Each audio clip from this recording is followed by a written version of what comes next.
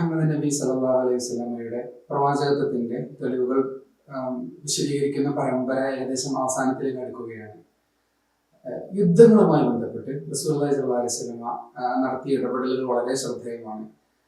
പരാജയമായിരിക്കും ഫലം എന്ന് പ്രത്യക്ഷത്തിൽ ഏതൊരാൾക്കും തോന്നുന്ന, ഭൗതികമായി വിശകലനം ചെയ്യുന്ന ഏതൊരാൾക്കും തോന്നുന്ന അതിജീവന പോരാട്ടങ്ങളാണ് ഇസ്ലാമിന്റെ ആരംഭ ചരിത്രത്തിൽ ഉണ്ടായിട്ടുള്ളത്. നമുക്ക് എവർക്കും അറിയാം. ആദ്യത്തെ യുദ്ധമായ ബദർ സംഭവിക്കുന്നത് തന്നെ 13 വർഷത്തെ നിരന്തരമായ ക്ഷമകൾക്കും സഹനത്തിനും അഹിംസയ്ക്കും ഒടുവിലാണ്. ഒരുപാട് യുദ്ധം ചെയ്യേണ്ടുന്ന സാഹചര്യങ്ങളുണ്ടായി, ഒരുപാട് പ്രതികരിക്കേണ്ട സാഹചര്യങ്ങളുണ്ടായി. അനുയായികൾ പീഡിപ്പിക്കപ്പെടുമ്പോൾ, തന്നെ വിശ്വസിച്ചതിന്റെ പേരിൽ ആളുകൾ കൊല ചെയ്യപ്പെടുമ്പോഴൊക്കെ ക്ഷമിച്ചു നിൽക്കേണ്ടി വന്നു. കാരണം യുദ്ധം ചെയ്യാനുള്ള അള്ളാഹുവിന്റെ അനുമതി ആ സമയത്ത് ലഭ്യമായിരുന്നില്ല എന്നുള്ളതാണ്. അങ്ങനെ അവസാനം പലായനം ചെയ്ത് മദീനയിൽ എത്തുകയാണ്. ഒരു നാട് വിട്ട് പോവുകയാണ് വിശ്വാസം സ്വീകരിച്ചവരൊക്കെ. ഈ സമയത്ത് മക്കക്കാർ ചെയ്യുന്നത്, ഖുറൈശികൾ ചെയ്യുന്നത്, അവർ മദീനയിലെ വിവിധ പ്രമുഖരായ ഗോത്രങ്ങൾക്ക് ഒരു കത്തയച്ചു. ഇങ്ങനെ ഞങ്ങളുടെ നാട്ടിൽ നിന്നും പലായനം ചെയ്തു വരുന്ന വിശ്വാസി സംഘത്തെ നിങ്ങൾ സ്വീകരിച്ചാൽ ഞങ്ങൾ നിങ്ങൾക്കെതിരെ യുദ്ധം നയിക്കും, പുരുഷന്മാരെ കൊല്ലും, സ്ത്രീകളെയും കുട്ടികളെയും അടിമകളാക്കും. പക്ഷെ മദീനക്കാർ ആ കത്തിനെ തൃണവൽക്കരിച്ചു.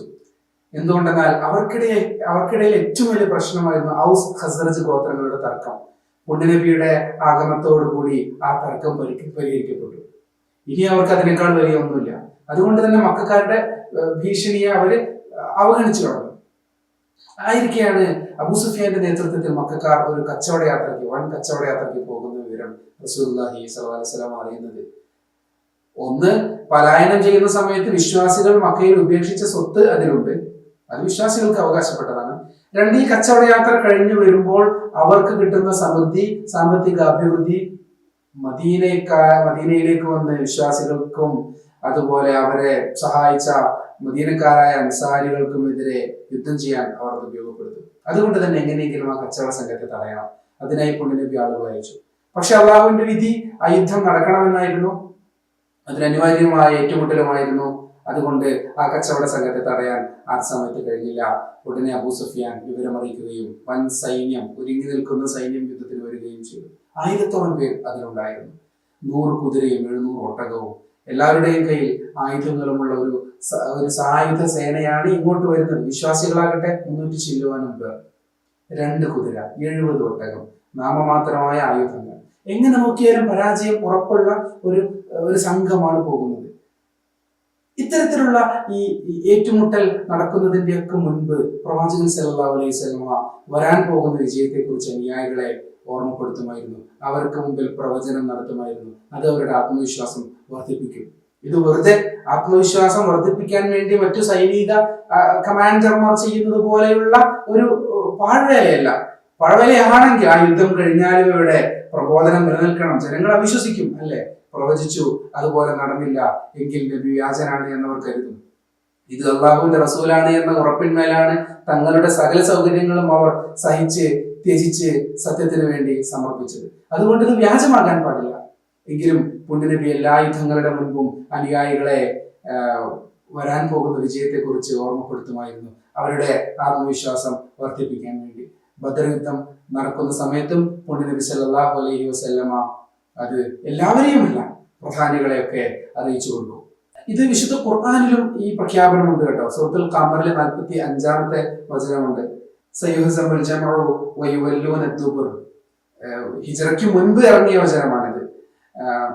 സയുഹ്സമുൽ ജമഉ, ഈ സംഘം പരാജയപ്പെടുകയും വയുവല്ലൂന ദുബുർ, അവർ പിന്തിരിഞ്ഞോടുകയും ചെയ്യും എന്ന വചനം മുൻപേ ഇറങ്ങിയിട്ടുണ്ട്. പക്ഷെ ബദർ യുദ്ധത്തിന്റെ ശേഷം വൻ സന്നാഹത്തോടു കൂടി വന്ന മക്കക്കാർ പിന്തിരിഞ്ഞോടിയപ്പോഴാണ് ആ പൊരുൾ ആളുകൾക്ക് ബോധ്യമായത്. ഞാൻ പറഞ്ഞു വന്നത്, ഈ യുദ്ധം നടക്കുന്നതിന്റെ തലേ ദിവസം റസൂലുള്ളാഹി സ്വല്ലല്ലാഹു അലൈഹി വസല്ലം വരാൻ പോകുന്ന സംഭവങ്ങളെ അനുയായികൾക്ക് ഓർമ്മപ്പെടുത്തി കൊടുക്കുന്ന രംഗത്തെ കുറിച്ചാണ്. അനസ് ഇബ്നു മാലിക് റളിയല്ലാഹു അൻഹു പറയുന്ന, നിവേദനം ചെയ്യുന്ന ഒരു ഹദീസുണ്ട്. അവർ ഒരു മാസം മക്കയ്ക്കും മദീനയ്ക്കും ഇടയിലുള്ള ഒരു സ്ഥലത്ത് വെച്ച് മാസപ്പിറവി വീക്ഷിച്ചു കൊണ്ടിരിക്കുകയായിരുന്നു. എല്ലാവരും ഉണ്ട്, ഉമർ റളിയല്ലാഹു അൻഹു ഒക്കെ കൂടെ ഉണ്ട്. പക്ഷേ കാഴ്ചശക്തി കൂടുതലുള്ളതിനാൽ എനിക്കാണ് അത് കാണാൻ കഴിഞ്ഞത്.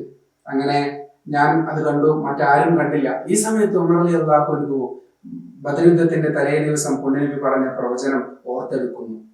എന്താണ് പുണ്യനബി പറഞ്ഞത്? ഓരോ സ്ഥലം ഇങ്ങനെ ചൂണ്ടിക്കാണിച്ചു കൊടുത്തു. ഇവിടെയാണ് ഇന്ന ആളുകൾ നാളെ യുദ്ധത്തിൽ കൊല്ലപ്പെട്ട് കിടക്കുക. അബൂജഹൽ ഇവിടെ കിടക്കും, ഉത്ബത്ത് ഇവിടെ കിടക്കും, ഷൈബത്ത് ഇവിടെ കിടക്കും എന്ന് നേരിട്ട് കണ്ടു പറയുന്നത് പോലെ പുണ്യനബി പറഞ്ഞു കൊടുത്തു. അത് അനുയായികൾ വിശ്വസിച്ചു. എന്തുകൊണ്ട്? അള്ളാഹുവിൽ നിന്ന് വഹി ലഭിക്കുന്ന ദൂതരാണ് ഈ പറയുന്നത്. അതാണ് ഈ ചെറു സംഘത്തിന് ഈ വൻ സംഘത്തോട് സധൈര്യം ഏറ്റുമുട്ടാനുള്ള ആർജവം ഉണ്ടായത്. 70 പേരാണ് ശത്രുപക്ഷത്ത് കൊല ചെയ്യപ്പെട്ടത്. അത്രത്തോളം പേർ ബന്ദികളാക്കപ്പെടുകയും ചെയ്തു. വിശ്വാസി പക്ഷത്ത് 34 പേർ രക്തസാക്ഷികളാകുകയും ചെയ്തു. അങ്ങനെ ഈ ചെറു സൈന്യം വൻ സൈന്യത്തോട് ഏറ്റുമുട്ടി അവരെ പരാജയം, അള്ളാഹുവിന്റെ സഹായം ഓഫ് കോഴ്സ് ബദറിൽ അവതീർണമായിട്ടുണ്ട്. എങ്കിലും ഒരു യുദ്ധം നടക്കുന്ന സമയത്ത് അള്ളാഹുവിന്റെ റസൂൽ നടത്തുന്ന പ്രവചനം യുദ്ധത്തിൽ പങ്കെടുക്കുന്നവർക്ക് ആത്മവിശ്വാസം വർദ്ധിപ്പിക്കുകയും ആ യുദ്ധത്തിൽ വിജയിക്കാൻ അത് കാരണമാകുകയും ചെയ്യുന്നു എന്നതാണ്. ഇങ്ങനെ എത്ര പ്രവചന പുലർച്ചയ്ക്ക് സാക്ഷികളായിട്ടുണ്ട് സഹാബത്ത്. അതുകൊണ്ടല്ലേ അവരുടെ ഈമാൻ ഇത്രമേൽ ദൃഢമാകുകയും ചെയ്തത്. ഒരിക്കൽ റസൂലുള്ളാഹി സ്വല്ലല്ലാഹു അലൈഹി വസല്ലം സഹാബത്തിനോട് ചോദിക്കുന്നുണ്ട്, ആരുടെ വിശ്വാസമാണ് ഏറ്റവും അത്ഭുതകരമായ വിശ്വാസം? അപ്പോ അവര് പറയുന്നുണ്ട്, അത് അമ്പിയാക്കളുടെ, അത് മലക്കുകളുടെ വിശ്വാസമാണ്. എന്താ മലക്കുകളുടെ പ്രത്യേകത? അവർ അള്ളാഹുവിന്റെ സന്നിധിയിൽ അവരുടെ വിശ്വാസം വളരെ അത്ഭുതകരമാണ്. അപ്പൊ റസൂല് തിരിച്ച് പറയുന്നുണ്ട് സല്ലല്ലാഹു അലൈഹി വസല്ലം, അതിലെന്താണ് ഇത്ര അത്ഭുതം? അവർ അള്ളാഹുവിന്റെ സന്നിധിയിലല്ലേ, അവരുടെ വിശ്വാസത്തിൽ എന്താണ് ഇത്ര അത്ഭുതം? എങ്കിൽ പിന്നെ അമ്പിയാക്കളുടെ വിശ്വാസമാണ്, അതിലെന്താണ് ഇത്ര അത്ഭുതം? അവർക്ക് വഹി ലഭിക്കുന്നില്ലേ? എങ്കിൽ പിന്നെ ഞങ്ങളുടെ വിശ്വാസം തന്നെ. അമ്പിയാക്കൾ കഴിഞ്ഞാൽ പിന്നെ അവരുടെ സാമീപ്യം സിദ്ധിച്ച സഹാബത്താണല്ലോ കേമന്മാർ. അപ്പോൾ പറഞ്ഞു, എങ്കിൽ പിന്നെ ഞങ്ങൾ തന്നെ. നിങ്ങളുടെ വിശ്വാസം എങ്ങനെ അത്ഭുതമാകും? നിങ്ങളുടെ വിശ്വാസം വർദ്ധിപ്പിക്കാൻ നിങ്ങൾക്കൊപ്പം ഞാനില്ലേ?